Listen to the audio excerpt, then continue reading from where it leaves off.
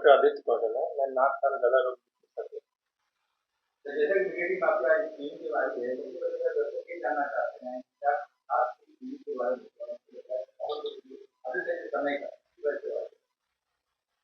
ये नाक कान गला रोग संबंधित जो भी बीमारी होता है उसका बेसिक उपचार क्लिनिक का शुभारंभ आज से 2 साल पहले हुआ है, 11 सितंबर। आज चल रहा है जैसे नवंबर 2025 चल रहा है, क्या कुछ कहना चाहेंगे कि क्या मरीज आपके पास घटना की बात तो देखना के बाद मरीज आप हमारे यहाँ कान की समस्या बहुत कॉमन है। कान की समस्या से कान बहना और लोगों में इसके अवेयरनेस की बहुत कमी है। कान बहने का जो इलाज है वर्तमान में उनका 100% क्यूरेबल है। और जैसे हमारे गांव के लोग हैं या ऐसे लोग जहाँ पे उनकी जानकारी नहीं है, अभी तक ये धारणा बनी हुई है कि कान का बहना हमेशा कभी ठीक नहीं होता है। लेकिन अभी जो हमारे पास जो भी रिसेंट एडवांसेज आए हैं, जो भी हमारे सर्जरीज होते हैं उससे 100% कान या बहने जैसी बीमारी जो कि ऐसा माना जाता था कि ठीक नहीं होता है, वो 100% ठीक होने लगा है। इसके अलावा नाक से संबंधित बीमारी जैसे नाक में पॉलिप होना, नाक में मांस होना, गले से संबंधित बीमारी जैसे वोकल कॉर्ड में पॉलिप होना, ये सारी बीमारियों का इलाज यहाँ पे होता है।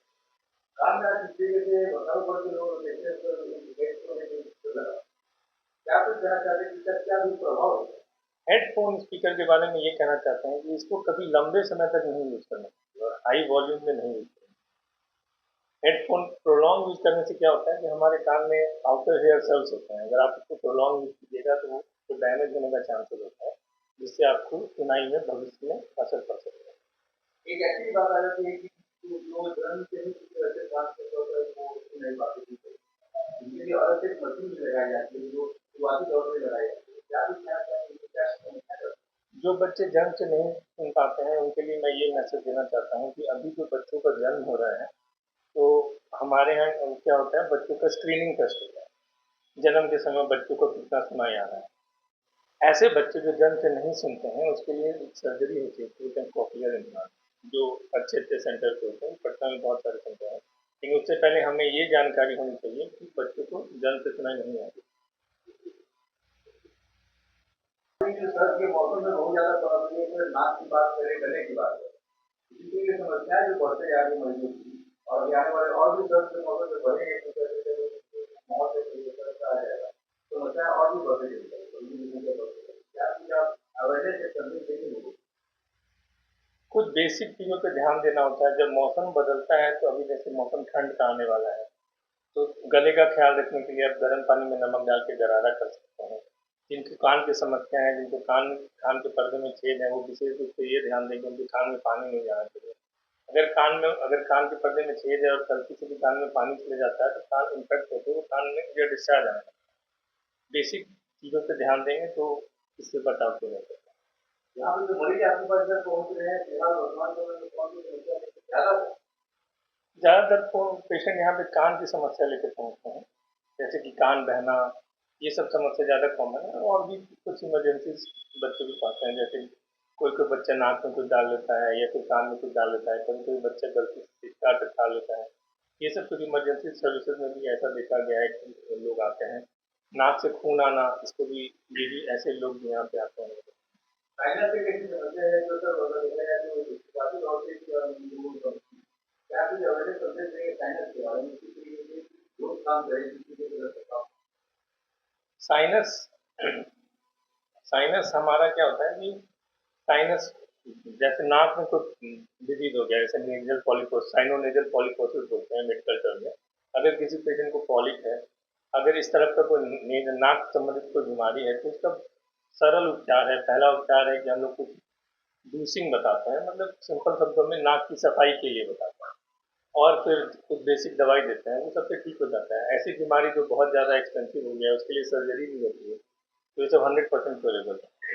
अभी आपको तो यहाँ पे जो मरीज के गरीब लोग मरीज आपके पास उसके लिए खास अगर आपके पास पहुँचते हैं इलाज करने के लिए क्या योजना बनाना चाहता है?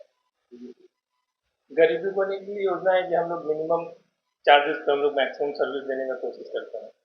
हमारा जो चार्जेज है वो बहुत अफोर्डेबल है, कोई भी आदमी बहुत आराम से यहाँ पे आके इलाज करा सकता तो कानों में बड्स का यूज करना वो उसको लेकर क्या कहेंगे, सही है मतलब है। कानों में वर्ड्स का इस्तेमाल नहीं करना चाहिए, उससे आप उसका अगर आप रेगुलरली कान में वर्ड्स का इस्तेमाल करेंगे तो उसमें कान में चोट लग सकता है, कान से खून बह सकता है। कान की जो स्ट्रक्चर है वो काफ़ी डेलिकेट होते हैं, जैसे कान का पर्दा, कान के पर्दे को हम लोग टिम्पैनिक मेम्ब्रेन बोलते हैं, जिसका जो थिकनेस होता है उसको 0.1 mm होता है। तो आप समझिए कि 0.1 mm थिकनेस की चीज़ को कहीं से गलती से हिट कर जाए तो ऑब्वियसली परफोरेट कर सकता है। कान के ऊपर का स्किन बहुत डेलिकेट होता है, तो हमें ईयरबड्स का इस्तेमाल नहीं करना चाहिए। तो काफी सालों से आप देख रहे होंगे कि लगातार जो है मस्टर्ड ऑयल का यूज किया जाता है। नहीं, मस्टर्ड ऑयल वगैरह कोई भी मस्टर्ड ऑयल वगैरह कान में इस्तेमाल नहीं करना चाहिए, नहीं, वो कान के लिए लाभदायक नहीं है। सर ऐसे में एक और समस्या है, जो जो लोग डुबकी लगाते हैं पानी में, तो जो पानी चला जाता है तो उसके अंतराल में दर्द करता है सर। ऐसे लोगों के लिए मैं कहना चाहता हूँ कि जो नदियों में ऐसे डुबकी लगाते हैं, जैसे अभी कल पूर्णिमा था, बहुत सारे लोग नदी में डुबकी लगा रहे थे, तो उनके लिए विशेष मैसेज ये है कि कान में पानी जाने से बचाव करें। कान में पानी जाने से बचाव आप ऐसे कर सकते हैं कि कॉटन को लेके उसको गोल जैसा बना के उसमें वैसलीन से रैप कर दें और कान में डालें, तब जाके नहाएं। इससे क्या होता है, वैसलीन वाटर को रिपेल करता है, तो ना ही आपका कॉटन गीला होगा, ना ही कान में पानी पहुंचेगा। अगर आपके कान में पानी नहीं पहुंचता है तो कान को कोई नुकसान नहीं है। तो जैसे जानना चाहते हैं, तो यहाँ का ऐसे करवाते हैं कॉटन नंबर के साथ हम लोग जो अपना इलाज करवा दिया। ऐसे ये कुछ जानकारियाँ गूगल पे दिए हुए हैं जिससे लोग जिसके माध्यम से लोग मेरे पास पहुँच रहे हैं। लेकिन ये तो तय है कि यहाँ पे गरीबों के लिए गोल जैसे डॉक्टर साहब खड़े हैं और उनके इलाज के लिए उनका वो करके खड़े हैं ताकि मतलब वो मना। जी बिल्कुल, ऐसा कुछ इमरजेंसी अगर किसी किसी का इलाज करने का मौका मिलता है तो हम लोग कोशिश करते हैं कि उनको